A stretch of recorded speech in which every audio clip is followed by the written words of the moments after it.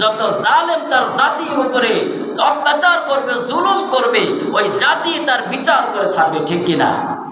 ভাইরা বন্ধুরা আমার, লক্ষ্য করে দেখুন,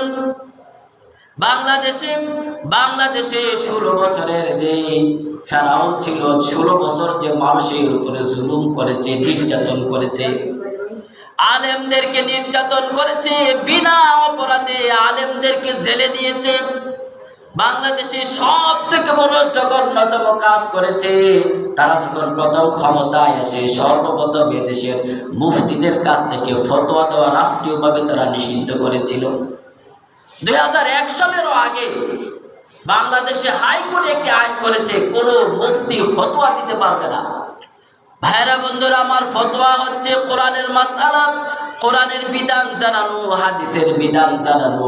তারা দেশে রাষ্ট্রীয় ক্ষমতায় বসে সর্বপ্রথম বলেছে আলেমরা কোনো ফতোয়া দিতে পারবে না। হাইকোর্টের মাধ্যমে এটা নিষিদ্ধ করেছিল।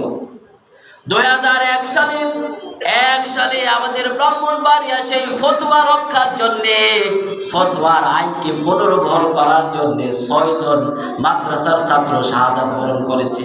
যে ফতোয়া যদি না দেয় তাহলে এদেশে, বাংলাদেশের তো বিশাল বড় বড় মাদ্রাসা, ফতোয়া বিভাগে কত লক্ষ লক্ষ টাকা খরচ করে একজনকে মুফতি বানানো হয়, লক্ষ লক্ষ টাকার কিতাব পড়ানো হয়, তাহলে তারা পড়বে কিন্তু বলতে পারবে না এটা কেমন মুসলমানদের দেশ হয়। ভাইরা বন্ধুরা আমার, সব থেকে ইসলামিক যতগুলো দিক আছে, ইসলামিক দিকগুলোকে তারা কোণঠাসা করেছে, সংকীর্ণ করেছে।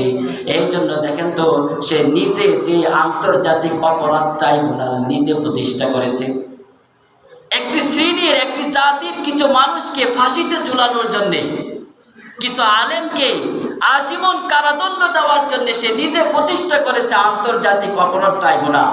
আর সে যখন পলায়ন করেছে, তার নিজের প্রতিষ্ঠিত আন্তর্জাতিক ট্রাইব্যুনাল, সেই ট্রাইব্যুনালে তার আবার ফাঁসির রায় করেছে।